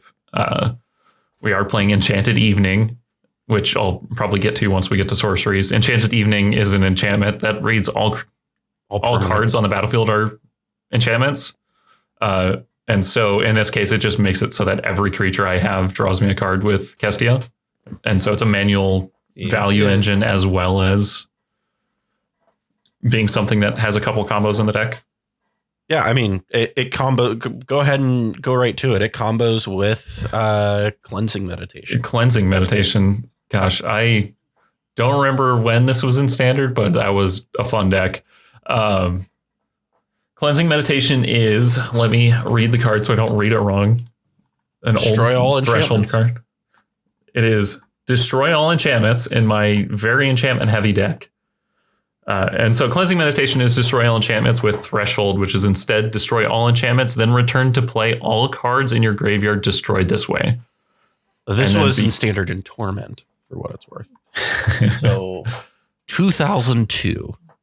Yeah, and so with the number of enchantments the deck is playing, this is almost always going to trigger Threshold, and then it becomes a one-sided board wipe. And then under Humility, it also lets you reset the way that things are equipped. It lets you reset the timestamps if anything's messed up. It's kind of just a blow up the world. And then with specifically the Enchanted Evening combo, it turns all permanents into enchantments, which includes blowing up all of your opponents' everything, lands, everything. Just blow it all up. And it untaps your lands, so it's ramp. So what you're telling me is it's like when we Armageddon in Lavinia, but even better. Absolutely, yeah. It's great. three mana Armageddon that also returns everything that you have and resets timestamps for Humility. And it's a 3-mana asymmetric Cataclysm. Yes, that's rad. Seems good. Also looking at as we move over into the instance, you've also got Rite of Harmony in this, and is that like specifically to try and combo out with the aforementioned Cleansing Meditation? it is not, but it does draw a lot of cards with Cleansing Meditation. It does turn land drops into draws with Enchanted Evening. It does combo, air quotes, with the pile of creature generation that I have with Dovescape and not Humility, Squirrel's Nest. And so it just generally draws a lot of cards in the deck. It's a really big ritual for card draw. As we kind of look over, like we said, both Ian and Cobblepott are on ad nauseum, as Ian being more of an ad nauseum strategy. Specifically looking at Cobble's list here for a moment, you are definitely leaning into a lot of the control elements. And this is, I want to stop here for a moment because this is something that Charles tweeted out that I think is worth discussing here to get your opinions on. So when we are in a control strategy, how many counter spells do you think you should be on? Because if I'm reading this correctly, you are on 1, 2, 3, 4, 5, 6, 7, 8, 9, 10 if we count silence. I mean, so we're saying 9. So in a control strategy, if you were to like look at that in maybe other sort of formats, I don't know that would translate. So what are you're obviously using other it's 10 because there's Swan Song in there. Oh, I didn't see the Swan Song. So when we look at that, like, is 10 where you want to be? Like, what do you guys think is the optimal place to be on counter spells in these sorts of decks? So, like I said, one of the important couplings that we want to get on the board is Counterbalance and Sensei's Divining Top, particularly because we know that most of the time we're going to be exiling anything that's going to touch the graveyard. So we want to, we know that we're not going to be able to get our counter spells back after we use them. And being able to spend one colorless mana to counter multiple spells is much more card efficient, because we don't have to be drawing into the counter spells and using them to be able to get that to happen. And also it means that we're not spending the mana if the counter spells themselves are not free. So you're not incurring the card disadvantage that you would get with the forces. Interesting. Okay. So I'm going to be pedantic here, right? What do you define as a control deck in competitive EDH? I would say a control deck is a deck that aims to disrupt the game plans of the other opponents. I'm choosing my words carefully. Through both proactive and reactive means. Okay. Interesting. Stacks is much more proactive because you're getting your stacks pieces out. Control is in 1v1. Control is very much a counter spell. Control is so much easier, to define in 1v1, right? Because of that nature of like counter remove. Exactly. Like that kind of because it's a 1-for-1. Exactly. And you're not losing relative card advantage the way that you do at a 4-person table. Right. So that's another reason why counterbalance plus top is really strong, is because having a 1 on the top of your library is going to counter multiple 1 CMC spells across the table, or just hold people off from being able to cast those spells. So those people who are holding onto their Imperial Seal or their Vampiric Tutor that they need to go and get their combo piece can't do that. And they also can't use the tutor to go and find removal for the counterbalances on the battlefield. So it stifles their ability to perform not only the thing that they want to do, but the next steps for removing the thing that's holding them up.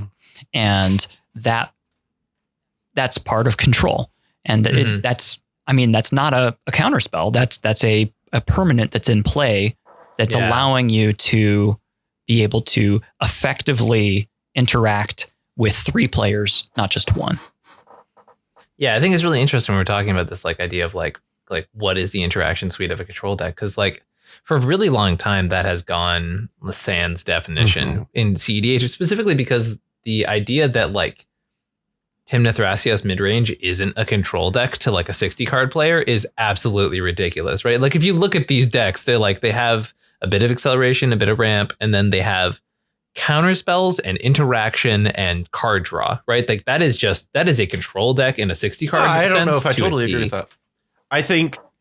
Okay. Here's why I disagree with you. I'd love to hear you. Would you say that 4-color Omnath in Modern is a control deck then? Because that is the comp. No, it's a ramp deck. No, it's not. It plays Teferi. It plays Ragavan. It does almost all the same thing. It plays same amount of counter spells. Does it? I guess maybe I haven't seen this deck in a long time. So if I were to look it up, I would say it is the mid-range deck outside of Jund, which Jund is just kind of morphed into a weird deck now anyhow. But 5-color Omnath, if I look at it, it's a control deck. Yeah. It's not what I would identify as a control deck. I don't know. So the one I'm looking at now, right? Maybe I would. I don't know. It looks. Yeah, I don't know. I wouldn't not call this a control deck. It's maybe got this one. Okay, sure. 5 creatures. It's got some planeswalkers and it's a sorcery. It's a tap out control, right? That is classic tap out control. Okay. Except for the 4 copies of counterspell. But I think that Thrasios Tymna falls more in line with like what classic Jund plays like, personally. And I think that is why I don't like calling it a control deck, because I feel like the play pattern of the deck falls more closely aligned to how like old Liliana Lightning Bolt, like Tarmogoyf Jund played. Jund now is a wild beast that's completely different. Yeah. I mean, it's and once again, it's really hard to translate the ideals into the appropriate setting because of this. But I think it's just interesting when you're talking about like Cobble had mentioned there, right? Like the delineation between what's a control deck and what's a stacks deck is like, I think quite hard to define, just because of the fact that like stacks is your 3-for-1 counter spells, right? Like if you look at it in that sense. So it's with our format, it's hard to say like, oh, you should be playing 10, at least 15 counter spells in your control deck. And it's like every single commander. I mean, it doesn't really help because it boils it down to it's a case by case basis. But I think like it's to give an answer to that question is to completely undermine like most of CEDH. One thing that I think I would say is I don't consider Trainwreck to be a stacks deck, even though it's running Planner Void and Rest in Peace and Torpor Orb. It's running stacks pieces.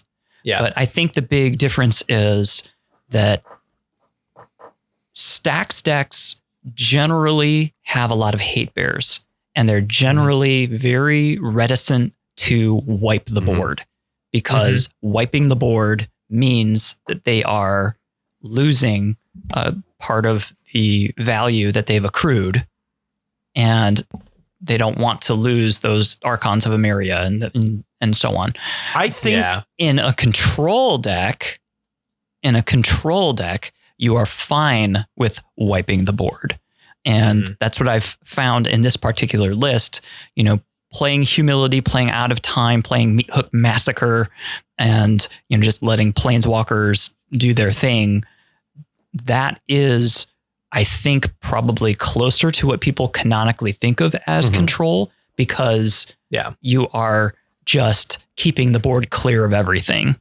And not trying to have this delicate balance that stacks needs to maintain, where it needs to have this board presence, and it has less flexibility in how it removes other people's board presence because it doesn't want to remove its own. See, I feel like the deck that I'm working on now in Jeskai Stoneblade and Golos Stacks, the workshop deck that I built, I think take those two ideas to the extreme.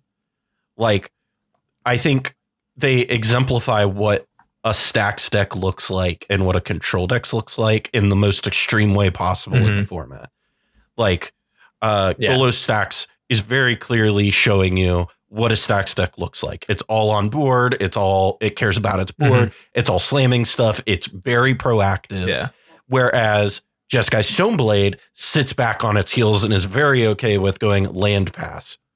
And I think that difference, because you said this earlier, Cobble, where the difference between stacks and control is stacks is proactive, control is reactive. And I think that's how you identify it in the format. Because if you're playing proactively or reactively, I think that's how you define it in CEDH. Yeah. I think there's also just like the actual like control decks as you're describing, like the Callahan Jeskai Stoneblade specials are like, there's like 4 in my opinion, like true control decks that actually see play in CEDH. There's not a lot. I think the rest of them are like slow mid-range decks or hybrid stacks decks. And I think that's kind of more to the point I was going at, which is like I feel like we use the word control a lot because of its place in 60 card, but it just doesn't work the same in 400 / 4-player multiplayer. Yeah, I was going to share my take is kind of simple, but I don't think any of what you guys have said really agrees with me. And so my take is that I think that some stacks decks are control decks and some are not. And I think my, at least personal, very simple definition of control decks are decks whose main game plan is extending the duration of the game. Yeah. Some stacks decks fit into that, some don't. Some mid-range decks might fit into that, some don't. And I don't think it's something that's clear cut. Right. Yeah, I just thought it was an interesting like thought exercise here now because we're looking at this instant suite and, you know, just to kind of hear the opinions of these things. One of the other pieces to that, too, isn't just how many counter spells you play, right? It's how much interaction you're playing.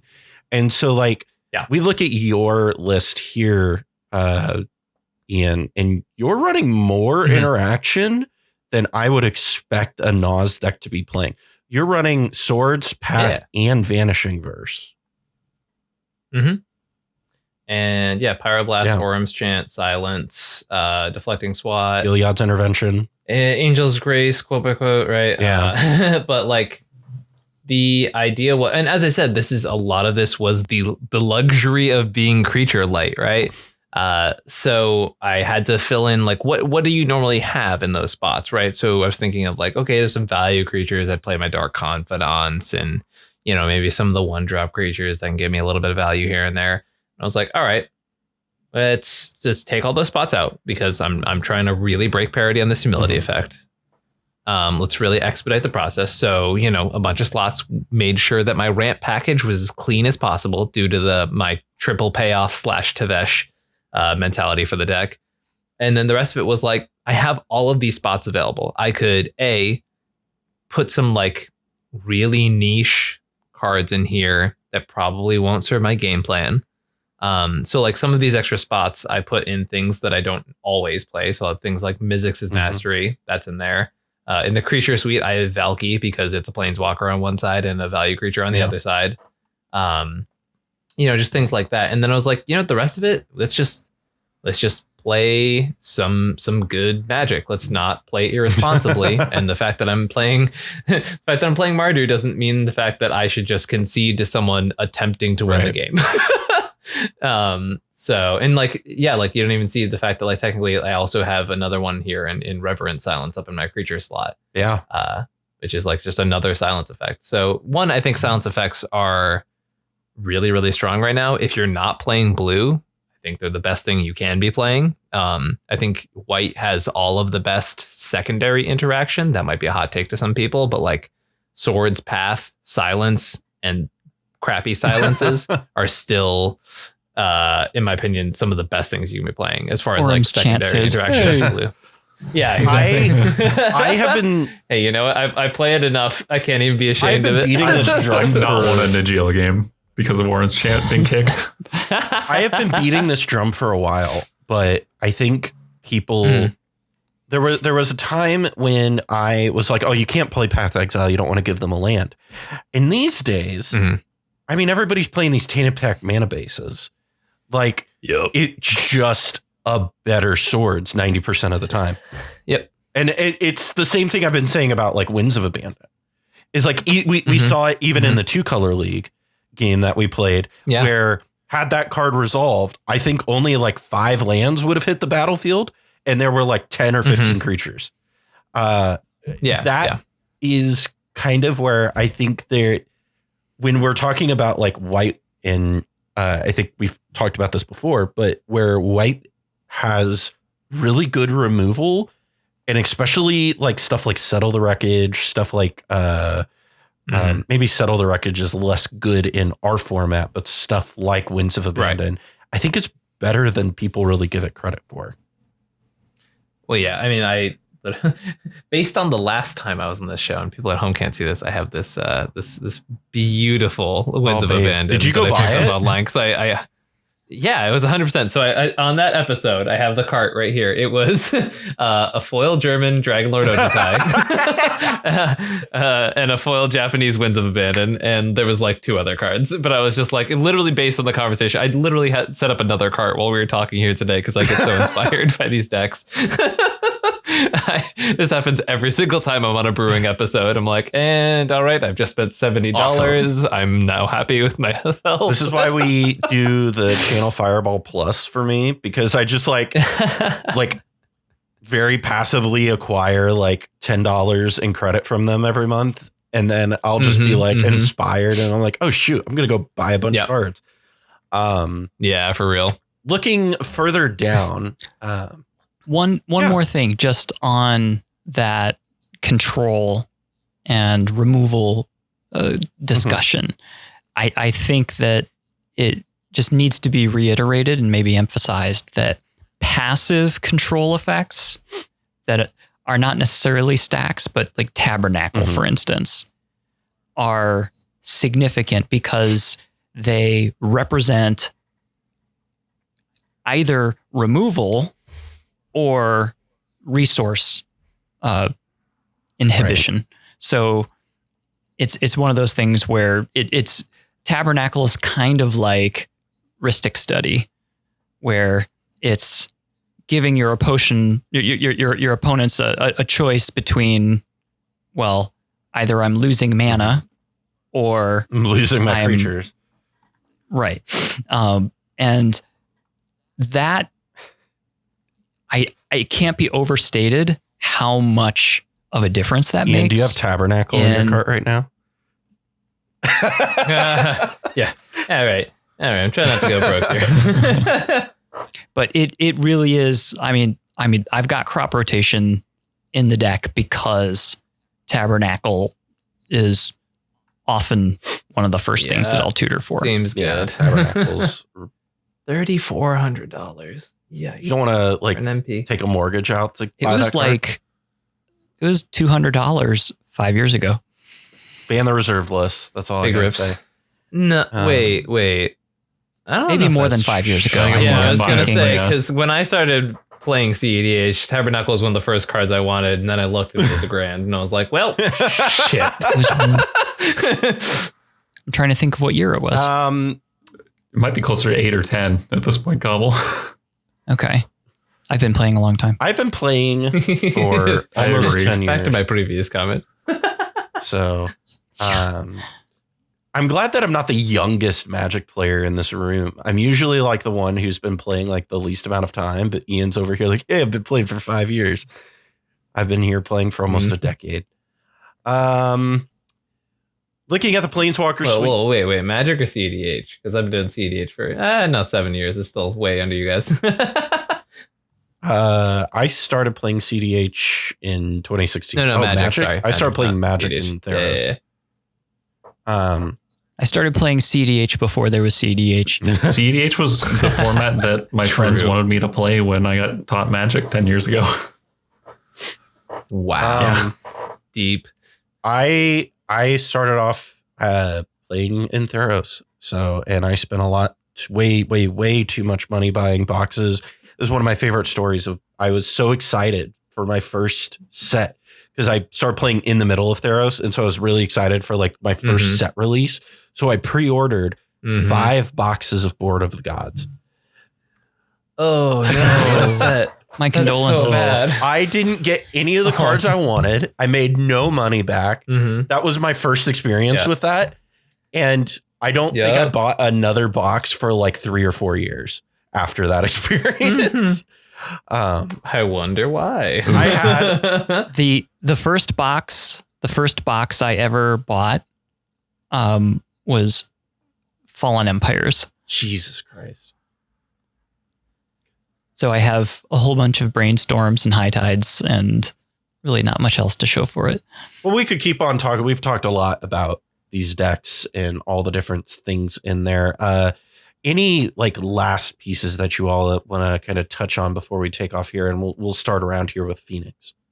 Hall of Heliod's Generosity is really good in my deck. There's a lot of enchantments in it, and you sacrifice a Sterling Grove and get it on top of your deck with a Hall of Heliod's. Pretty good. Other than that, mine has a bunch of basics in it. Obviously, it's because I'm playing Squirrel's Nest and Earthcraft, so that's pretty much it. Yeah. What about you, Ian? You're playing the Nas strategy, so your stuff kind of looks kind of Nazi. Yeah. So one thing I think that came up when talking about the instant conversation is I think that there is an interesting thought experiment that happens here.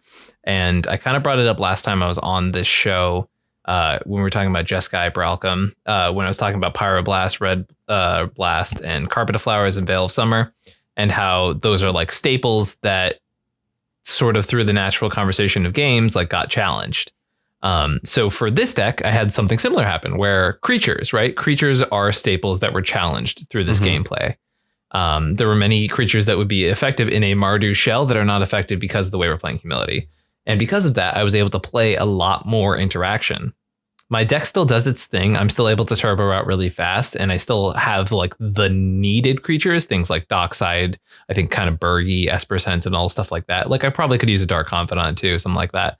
But what that left me was a bunch of slots that usually were taken up by staples or staple-esque slots, right? And what it left was a deck that was able to interact really well and play a really aggressive strategy. And that's ended up being like a really unique space. And I think being able to challenge things that we assume should be in there is really strong. Now, I've seen that go to extremes where, you know, people said, let's cut all our cantrips in Rhystic Study. And we can agree or disagree on whether that was a good choice for the meta at the time. You know, people challenged Cyclonic Rift, and that card is now back in favor, right? But I mean, even think about the meta right now, right? If you're looking at the tournament scenes lately, right? Think about like Ad Nauseam was, quote, the deck and strategy that is on top. And the past couple tournaments have been dominated by mid-range decks and Winota decks and offbeat stacks decks and decks that beat up on the stacks decks, right? Because there's a natural flow to these things. So I think the moral of the story is the more we brew, the more we learn to challenge the staples. I'm not saying like stop playing Soul Ring and Mana Crypt, because don't. But, you know, definitely look at where you can improve your spots. I'm playing a very aggressive deck that still has the ability to interact well, even though it's not playing blue. So challenge those ideas and challenge the idea, especially if you're someone who plays Turbo Ad Nauseam all the time. Maybe challenge the idea that you're not the interaction deck at the table, because I've seen people have that mentality and it's lost them a lot of games. Yeah. And, you know, just things think about how many, like you were talking about, is like the shift in the meta now has become, especially at the tournament scene, is the decks that are succeeding are the like anti-Nas decks. And I feel like if you took your Nas deck that you built today to that, you would have a much better shot of beating those decks, in my opinion.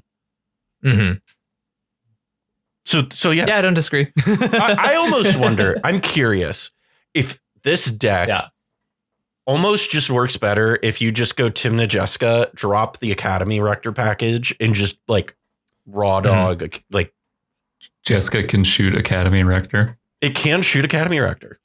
So there you go. I almost wonder if just like Jessica Timna and just doing Mad Farm like this is almost worth exploring. Good shot. Yeah, it's so maybe Mad Farm with this minus Humility. I don't know that Humility is something you want to do there, but there's definitely a world where, like, I've talked about playing the new thing from Strixhaven that's 4 mana. You let your opponents draw 2 cards, and you wipe all non-land permanents all non-land permanents. And like a deck like Mad Farm, that's awesome, because you're like, hey, thank you for all the stacks, both creature and non-creature. Those things are dead now. May I proceed to kill you with my burr? Right. And that, because you don't need a board state in those decks. But you have a board state because you're playing Timna, right? And I think definitely leaning off Timna is a disadvantage. But there's middle ground to be found there. I think you bring up a good point. Like, there's an interesting shell there where maybe like your creatures are like Esper Sentinel, Dockside, Dark Confidant, maybe Auriok Salvagers if you're playing that package. And then that's it. And then you just like load up on interaction. A world where that's a thing. Yeah. Right. It's definitely a way to play it. Yeah. Cobble, any final thoughts on your deck and what you thought about it? I think that people who have never played Balance should do so.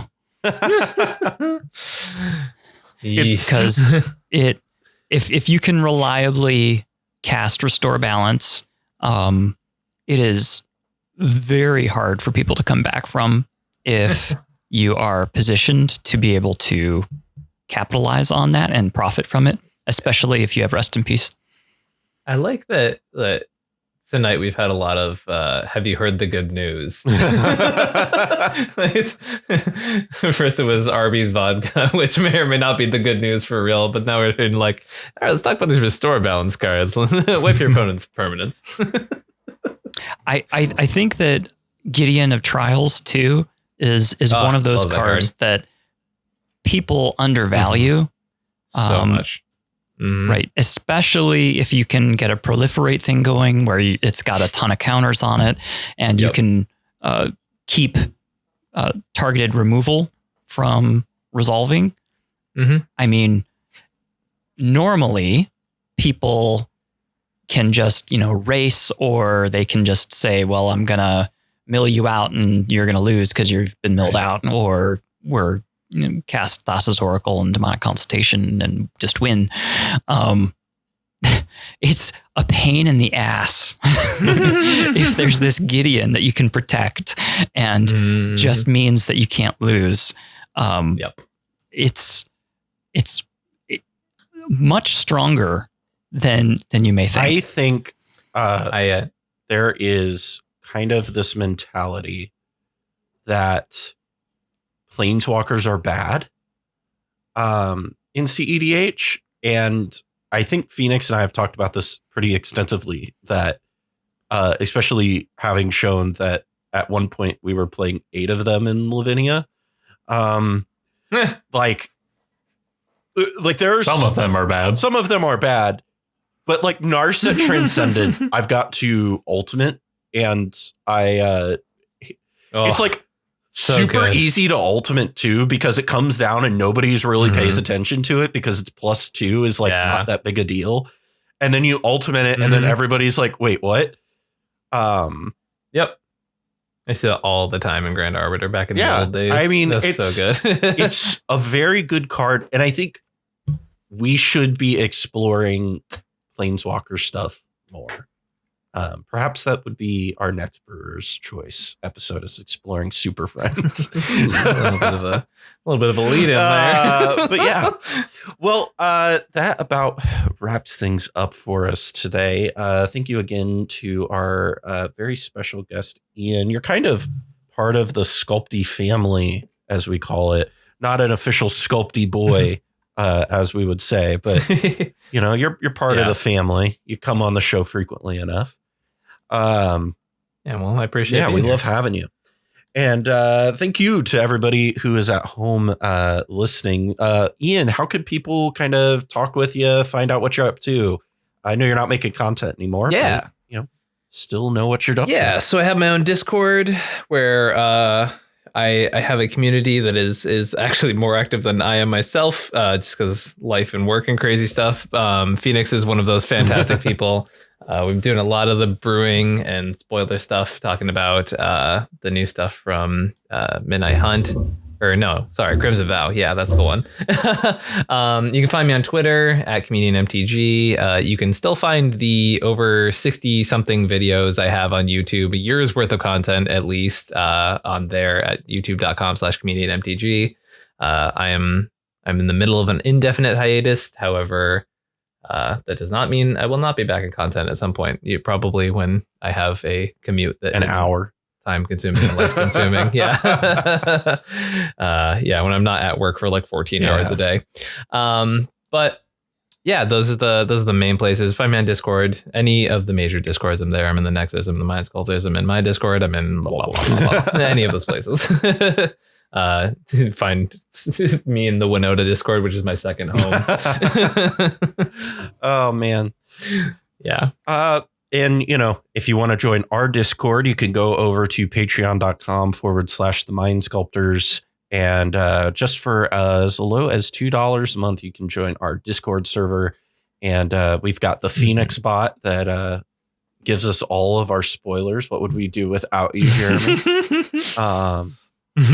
It's literally a running joke that whenever somebody I think there are a few people who try to beat Jeremy to posting spoilers to see who can post them first. I don't even look at the spoiler. I just snip it and it's in the channel. Right. He's faster than Mythic Spoiler. I think that's not untrue, actually. So if you want to be keeping up to date on the spoiler season, like we said last time Fenix was on, he lives for that shit, so he'll always be doing that. So you can join us over there on Patreon. We greatly appreciate all of the people who support us over there. If you would like to support us, like I said, head on over there. Want to also let you know that if you want to follow us on Twitter, you can go over there at SculptyBoys, BOIS. Or if you just want the easy way of doing it, find a direct link in our link tree in the description below.